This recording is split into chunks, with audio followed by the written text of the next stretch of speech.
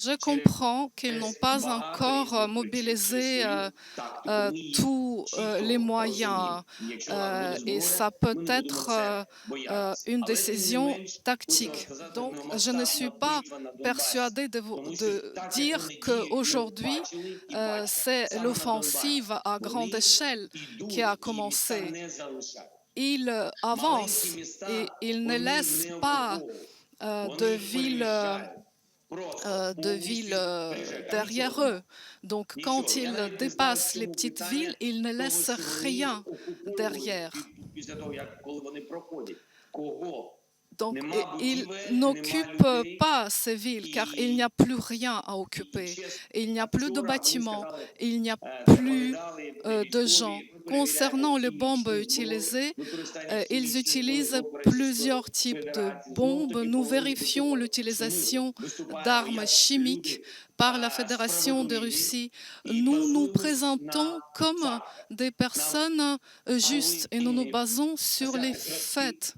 Donc nous devons prendre des échantillons qui seront utilisés, étudiés par les spécialistes. Seulement après, nous allons pouvoir vous dire si cela a été utilisé où et comment. Concernant l'évacuation continue. Elle est faite sur la base de volontariat. L'État et les pouvoirs locaux fournissent maintenant les moyens de transport pour pouvoir évacuer le maximum de personnes. Effectivement, du point de vue de l'information de la population, depuis quelques jours, nous essayons en fait d'insister plus sur la nécessité d'évacuer car l'offensive commence. La guerre a commencé il y a 8 ans et le 24, c'est l'intrusion à grande échelle qui a commencé du côté de la Fédération de Russie. La guerre a commencé donc en 2014-2015.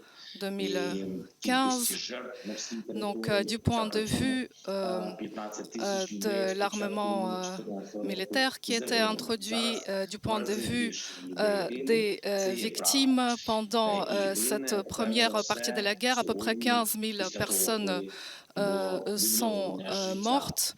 Et bien évidemment, aujourd'hui, il y a beaucoup plus de victimes. La vie a recommencé plus ou moins à Kiev, mais vous savez que les frappes aériennes continuent. La situation est assez difficile. Vous savez que la situation au Donbass a été difficile depuis 8 ans car les guérillas y étaient pendant tout ce temps-là. Si Madame la candidate euh, comprend qu'elle s'était trompée, euh, notre situation pourrait changer, notre relation pourrait changer. Préférez-vous travailler avec Marine Le Pen ou avec le président Macron?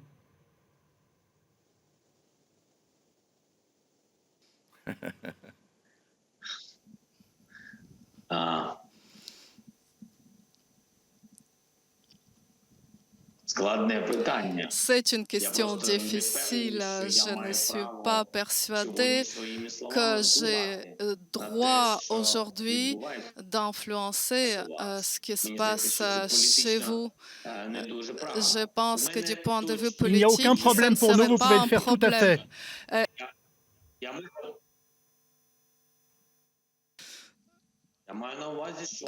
Je veux dire que, bien évidemment, j'ai des relations avec Emmanuel Macron et je ne voudrais pas les perdre.